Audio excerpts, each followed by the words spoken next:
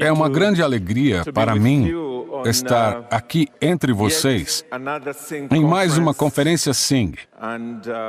E, desta vez, nos reunirmos dessa maneira particular. Mas, mais que isso, na ocasião do 20º aniversário do hino Em Cristo Somente. Eu não sei sobre vocês, mas me lembro muito vividamente a primeira vez que eu vi esse hino cantado. Foi no dia 24 de outubro do ano de 2004.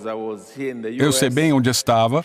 Estava aqui nos Estados Unidos, pregando na igreja em Arkansas, e eles estavam estudando os 5 solas da Reforma. E eu fui convidado a falar sobre o sola Christus, somente Cristo. Eu vim, preguei, e depois de pregar, essa canção foi cantada. Eu nunca esqueci que ela me surpreendeu. Na verdade, eu voltei para a Zâmbia, na África, com essa música ainda tocando em grande parte da minha mente, sem perceber como ela era nova e o lugar na inódia cristã que iria ocupar muitos e muitos anos depois disso. Por isso, é uma verdadeira alegria para mim estar aqui, participando desta conferência à luz desse hino. Falando sobre os últimos 2 versos desse grande hino, até ele voltar ou me chamar para casa, aqui, no poder de Cristo, ficarei. E para podermos apreciar algo do coração que está por trás desses 2 versos, por um lado, falando sobre a questão da grande esperança que é exclusiva à fé cristã, que está diretamente relacionada ao Senhor no momento da morte, levando-me, conduzindo-me à sua presença, ou quando Ele mesmo retornar para pôr fim à história, farei parte daquele grupo muito feliz que será carregado com Ele para a glória. Por nós, pensamos um pouco mais sobre isso. Deixe-me chamar sua atenção para um trecho de um hino cristão primitivo que se encontra no final de 1 Timóteo capítulo 3, e eu vou ler o versículo 16. A Bíblia diz assim: sem dúvida, este é o grande segredo de nossa fé. Cristo foi revelado em corpo humano, justificado pelo Espírito, visto por anjos, anunciado às nações, crido em todo o mundo e levado para o céu em glória.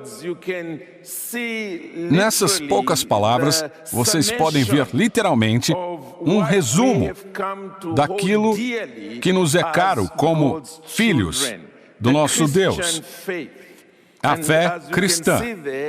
E como podem perceber ali, não há quase nada sobre o que nós mesmos estamos ocupados fazendo, embora o que esteja escondido ali, irei trazer à tona, tem mais a ver principalmente com o que o nosso grande Deus fez e o que nosso grande Deus continua a fazer ao longo de toda a história. Eu quero que nos aprofundemos nele fazendo 3 perguntas simples. A primeira é: o porquê era necessário que Deus se manifestasse na carne?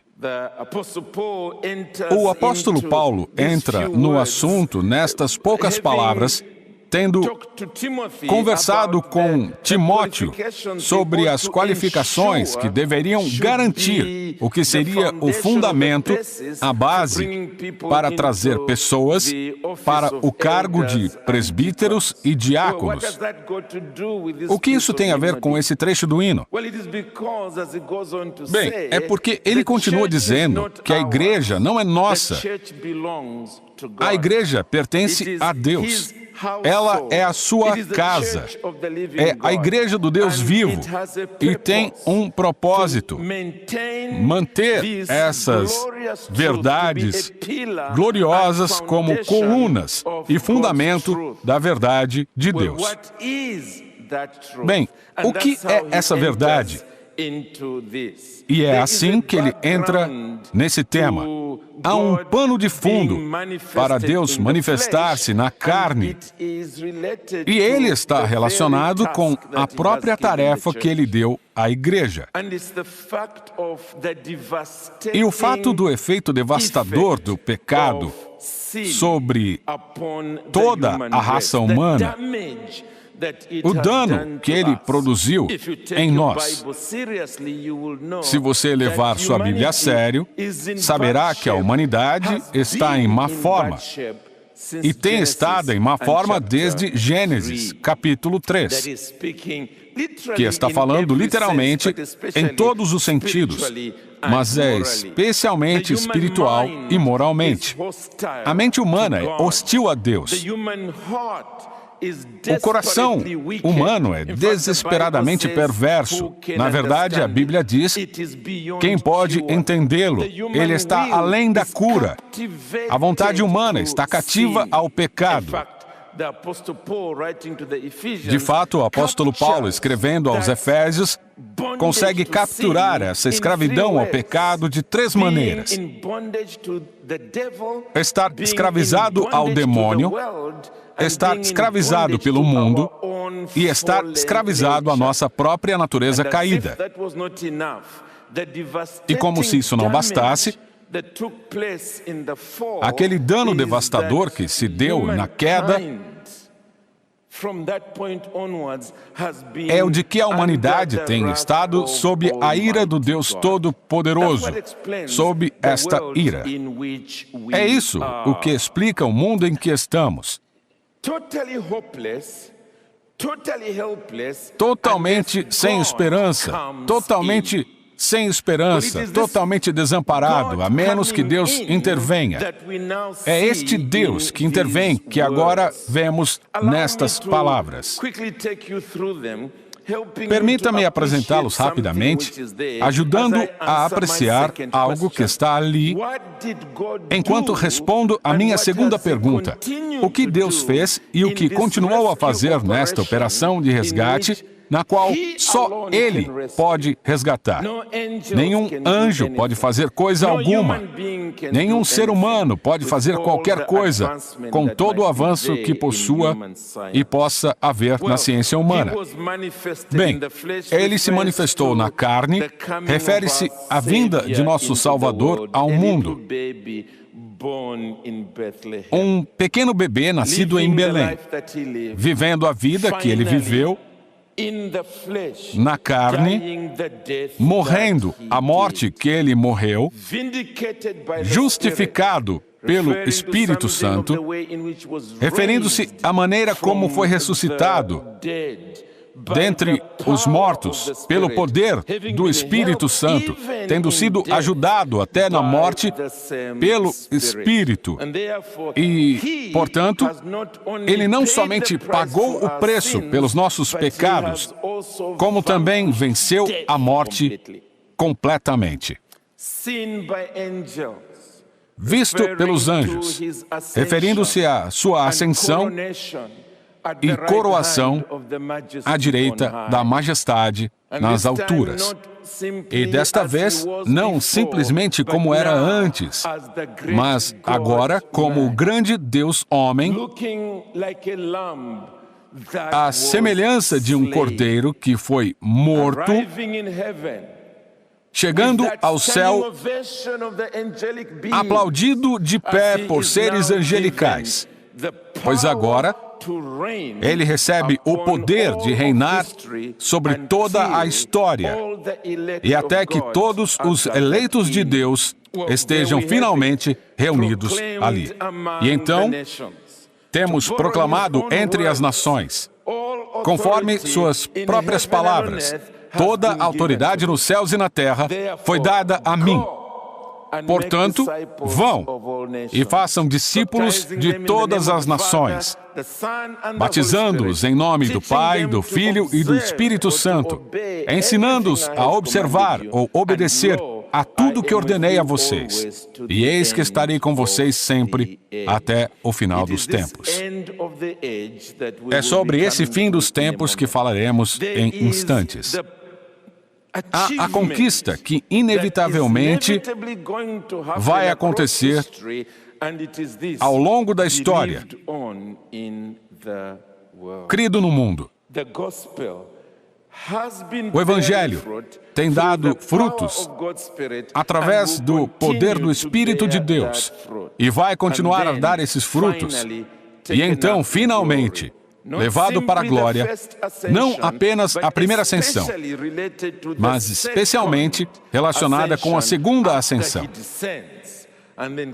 Depois que ele desce, e então carrega o seu povo com ele em seu trem, em vitória, para a glória, e a história, então, está encerrada.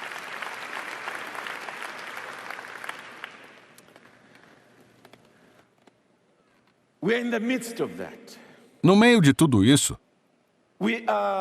estamos aguardando ansiosamente por esse momento, seja como indivíduos no dia em que Ele me chamar para casa, ou coletivamente, como esse grande hino diz, até que Ele volte. Seja como for, seguimos rumo a um fim glorioso, vitorioso. E a razão pela qual eu sei, e a razão pela qual vocês também sabem, ou deveriam saber, que, como filhos de Deus, vocês farão parte desse grande e glorioso fim. E é por causa das mesmas palavras a que estamos nos referindo. No poder de Cristo, me encontro. Não é ação nossa, é através de sua própria capacidade. E, portanto, com todas as nossas fraquezas, passadas e presentes, com todas as incógnitas em se tratando do futuro, até que Ele venha, com tudo isso na mistura, vocês podem estar aqui hoje, sabendo que onde estou hoje, que sempre esperei ser, foi obtido na pessoa de meu grande Redentor. Devo então, portanto, amá-lo e viver para Ele. Em muitos sentidos, esta é a pergunta sobre meu destino respondida. Ao irem para casa daqui, onde isso levará vocês? A estarem preocupados com o futuro? A se perguntar o que a Covid-19 poderia fazer? Ou algum outro vírus a ser lançado sobre nós, seres humanos? Deixe-me encorajá-los com essas mesmas palavras,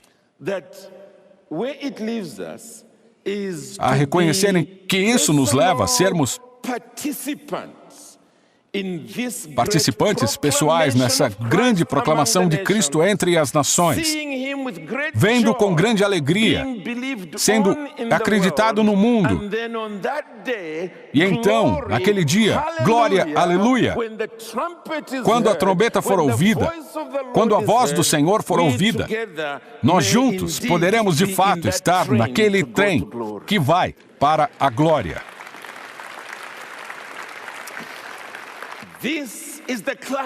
Este é o clímax da história.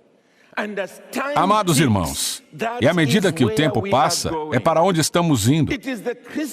Esta é a esperança bendita dos cristãos, sobre a qual cantamos hino após hino e refrão após refrão. Este é o nosso desejo mais profundo. Saber que é uma questão de tempo até que Ele chegue, e até que cheguemos lá, devemos viver. O Evangelho tem de alcançar todos os confins da terra, até que o último dos eleitos de Deus seja trazido e retorne realmente. Oh, que possamos, ao chegar ao final desta conferência, e estivermos a caminho das nossas casas, perceber que temos trabalho em nossas mãos. Vamos sair lá, em vez de nos preocuparmos com nós mesmos, sabemos que até que Ele volte, ou me chame para casa em seu poder, me encontrarei. E, portanto, devemos ir para o mundo, viver por Ele e fazer apenas isso. Amém? Muito obrigado.